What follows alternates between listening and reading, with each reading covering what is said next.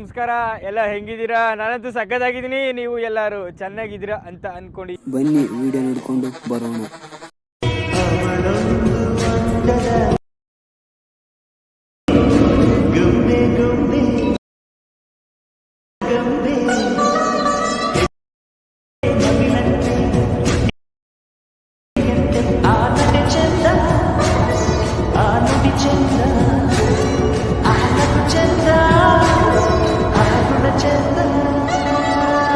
ಇದಾಗಿತ್ತು ಫ್ರೆಂಡ್ಸ್ ಇವತ್ತಿನ ವಿಡಿಯೋನ ಇಷ್ಟ ಆಗಿದ್ರೆ ಲೈಕ್ ಮಾಡಿ, ಶೇರ್ ಮಾಡಿ, ಕಮೆಂಟ್ ಮಾಡಿ.